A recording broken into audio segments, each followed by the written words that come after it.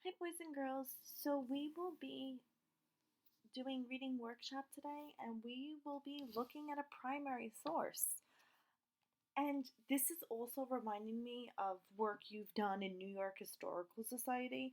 And this is preparing you for middle school and high school when you have to look at sources, and then you'll have to look at other things called DBQs. And this is an important skill. So treat this as like a pre sixth grade lesson. Okay. Readers analyze primary source documents and research the background to uncover the significance of the document. How? Read the document closely to discover what it is communicating and how it was used. Research the background of the document, who was affected by this document, and how they were impacted. Try and make a connection between the document and our current time. So here's our primary source. So when we think about a primary source, which you guys know this from New York Historical Society, it's like a first-hand account. So from people who had direct contact with it, okay? The Trail of Tears, a native of Maine. At the beginning of the 1830s, nearly 125,000 Native Americans lived on millions of acres of land in Georgia, Tennessee, Alabama, North Carolina, and Florida. The lands their ancestors had lived on for generations. Sadly, as part of Andrew Jackson's Indian removal policy, which you guys know as the Indian Removal Act, the federal government forced them to leave their homelands and walk thousands of miles to a specifically designated Indian territory across the Mississippi River. The Cherokee people faced hunger and disease on this difficult journey known as the Trail of Tears. And you guys know that's like a big part of what we've been learning about in westward expansion. So you have so much exposure to that. About 4,000 of the 16,000 Cherokee people died on this forced march. A Maine newspaper correspondent wrote the following account after watching the Cherokee people pass through Kentucky in 1838. Oh, so somebody from the Maine newspaper wrote this because it says wrote the following account after watching them pass through Kentucky. Oh, so now we kind of know who's responsible for this source. So I'm going to read a little bit more with you, and then I'm kind of just going to let you guys do this rest of the work on your own. On Tuesday evening, we fell with a detachment of the poor Cherokee Indians. That poor, despised people are now on their long and tedious march to their place of destination beyond the Mississippi River.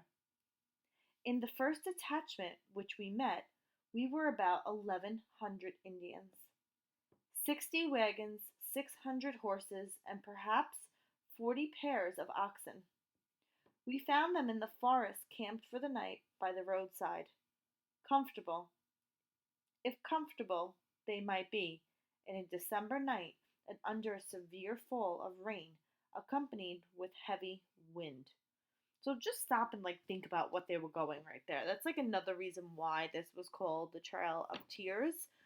They had such such a long destination, and then like it said, it emphasized comfortable. Yeah, because we don't really know. Did they really know what comfortable meant? Comfortable? They were traveling. They were hitting, getting hit with this weather that was probably postponing their travel or causing them to become sick. With their canvas for a shield from the inclemency of the weather and the cold, wet ground for a resting place, after the fatigue of the day, they spent the night with probably as little of the reality as the appearance of comfort. We learn from the officers and overseers of the detachment in the morning that many of the aged Indians were suffering extremely from the fatigue in the journey and the ill health consequent upon it. Several were then quite ill, and one aged man, we were informed, was then in the last struggles of death.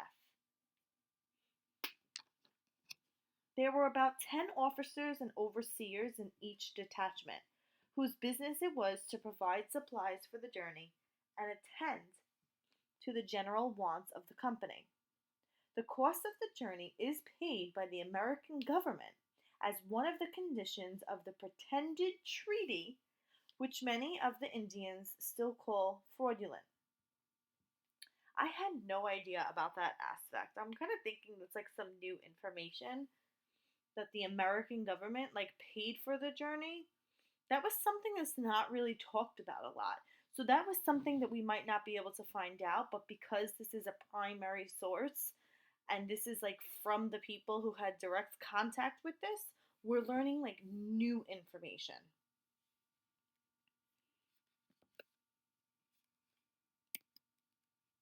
So I want you to take a look at the success criteria of how to be successful today during this lesson. So I just did a little bit with you and I just kind of did some thinking out loud, and you guys are going to read the rest of this document on your own. So when you're doing this, I want you to think about, read the document closely to discover what it is communicating and how it was used. Research the background of the document. Who was affected by this document and how were they impacted? Try and make a connection between the document and our current time. Here's some prompts to push your thinking. So the document is communicating.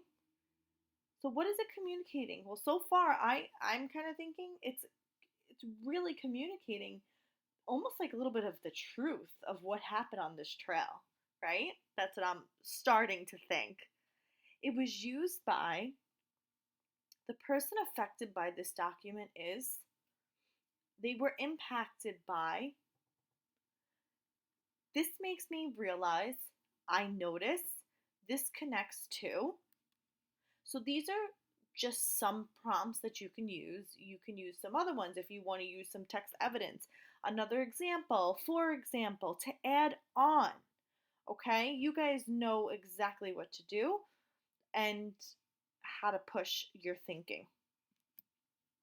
And there's a slide for you that you could type in your independent work, or your teacher may ask you for a different way to submit your work, and that's okay too.